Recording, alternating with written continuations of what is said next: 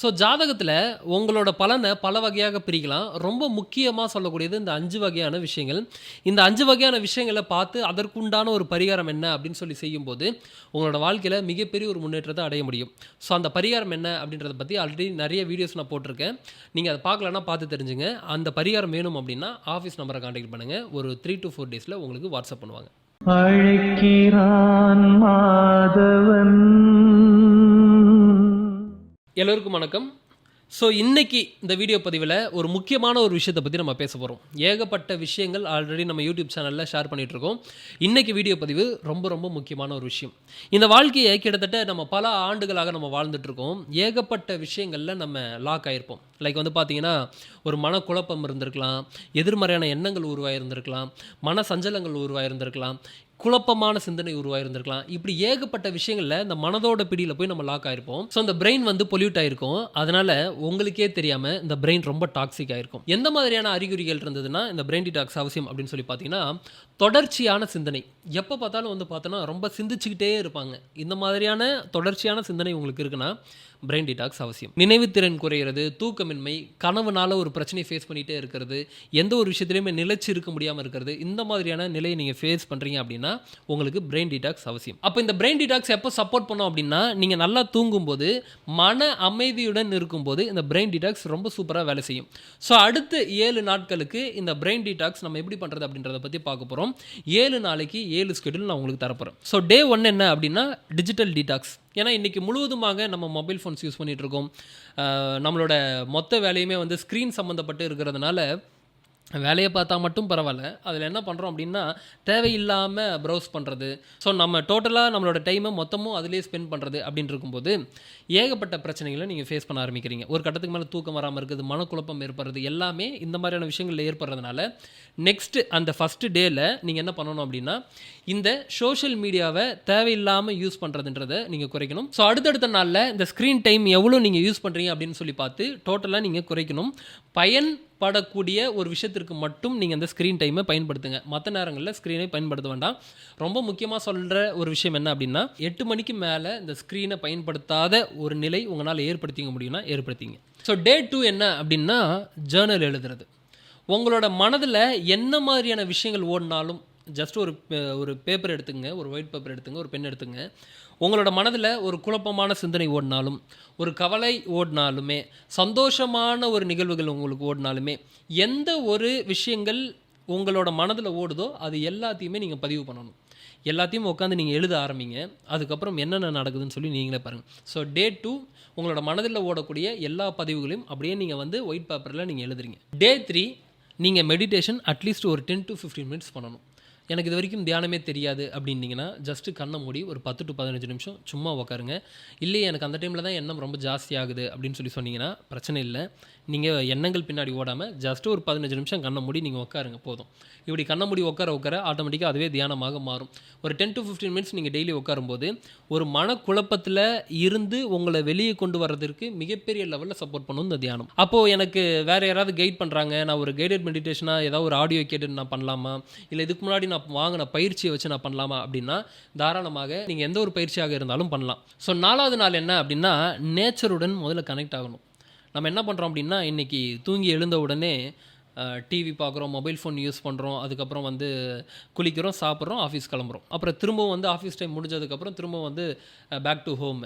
இந்த மாதிரி நம்மளோட நாளை முழுவதுமாக வீடு விட்டா ஆஃபீஸு, ஆஃபீஸ் விட்டா வீடு, அதுக்கப்புறம் மொபைல் ஃபோனு, ஸ்க்ரீன், இந்த மாதிரியே டோட்டலாக போயிடுது இல்லையா. ஸோ இயற்கையுடன் நம்ம டைம் ஸ்பெண்ட் பண்ணுறதுன்றது வந்து ரொம்ப ரொம்ப குறைஞ்சிருச்சு. அதனால் அட்லீஸ்ட் ஒரு 30 மினிட்ஸ் நீங்கள் வந்து வெளியே ஒரு நடைப்பயணம் மேற்கொள்ளலாம்.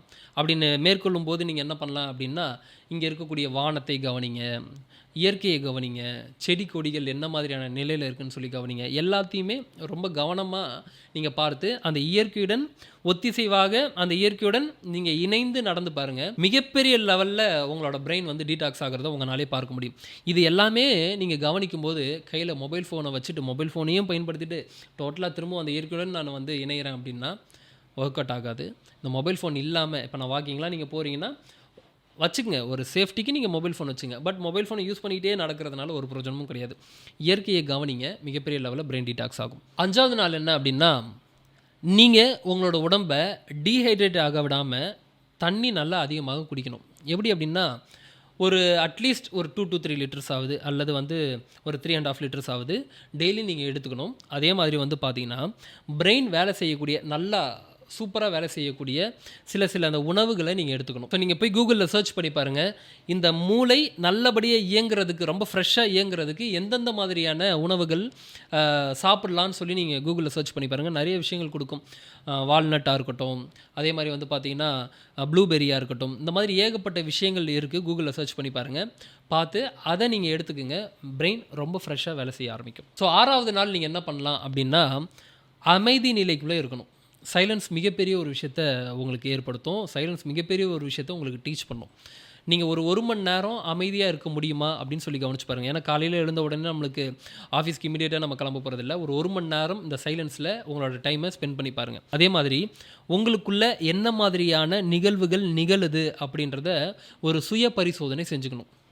ஜஸ்ட்டு நீங்கள் அப்படியே உங்களை நீங்கள் கவனிங்க. என்னென்ன மாதிரியான விஷயங்கள்லாம் எனக்குள்ளே ஓடுது, என்னென்ன மாதிரி விஷயங்கள்லாம் நான் சிந்திக்கிறேன், என்னென்ன மாதிரியான விஷயங்கள்லாம் நான் எப்படி செயல்படுறேன், எப்படி நான் ஒரு விதத்தை நான் பார்க்குறேன், எப்படி நான் அணுகிறேன் அப்படின்னு சொல்லி ஸோ உங்களையே நீங்கள் கவனிக்க ஆரம்பிங்க. உங்களுக்குள்ளே என்னென்ன மாதிரியான பதிவுகள் இருக்குது, அது என்னென்ன மாதிரி செயல்படுதுன்றதை உங்களாலே புரிஞ்சுக்க முடியும். அப்போ டே 7ல் என்ன பண்ணலாம் அப்படின்னா, இந்த தூக்கம் அப்படின்றது ரொம்ப ரொம்ப அவசியம். இந்த தூக்கத்தில் மிகப்பெரிய லெவலில் பிரெயின் டீடாக்ஸ் நடக்கும்னு சொல்லி சொன்னேன். அப்போ டே 7ல் நீங்கள் ஒரு 10 மணிக்கு முன்னாடி தூங்குற ஒரு விஷயத்தை அன்றைக்கி நீங்கள் பண்ணணும். அப்போ அந்த 10 மணிக்கு தூங்குறதுக்கு முன்னாடி மொபைல் ஃபோன்ஸை நிச்சயமாக பயன்படுத்தக்கூடாது. ஒரு 8 மணிக்கு அந்த மொபைல் ஃபோன்ஸ்லாம் எடுத்து வச்சுருங்க. அப்போ நான் எடுத்து வச்சுட்டு நான் என்ன பண்ணுறது அப்படின்னா, உட்காந்து ஸ்க்ரீனே பார்த்துட்டு இல்லாமல் ஜஸ்ட் ஏதாவது ஒரு மியூசிக் போட்டு நீங்கள் கேளுங்க. இப்போ ஏதாவது ஒரு ப்ளூடூத்தில் கனெக்ட் பண்ணி ஒரு மியூசிக் கேட்கலாம். இல்லை வந்து பார்த்தீங்கன்னா ஏதாவது சொற்பொழிவுகள் இருந்துச்சுன்னா அந்த சொற்பொழிவுகளில் காதில் கேட்கலாம். ஆன்மீக சொற்பொழிவுகள் தாராளமாக கேட்கலாம். இந்த மாதிரி ஏகப்பட்ட விஷயங்கள் உங்களோட மனதை மாற்றக்கூடிய ஒரு வகையில், இந்த பிரெயினை டீடாக்ஸ் பண்ணக்கூடிய வகையில் இருக்கக்கூடிய விஷயங்களை பயன்படுத்தலாம்.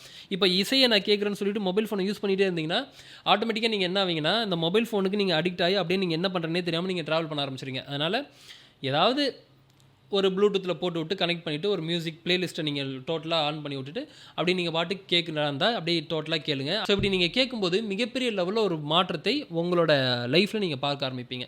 இந்த ஒரு 7 நாள் சொல்லியிருக்கேன் இல்லையா, அந்த 7 நாள் நீங்கள் கம்ப்ளீட் பண்ணும்போது என்னென்ன மாதிரியான விஷயங்கள் உங்களுக்கு கிடைக்கும் அப்படின்னு சொல்லி பார்த்தீங்கன்னா, மனக்குழப்பத்துலேருந்து நீங்கள் வெளியே வந்திருப்பீங்க. சிந்தனை திறன் உங்களுக்கு அதிகரிச்சிருக்கும்.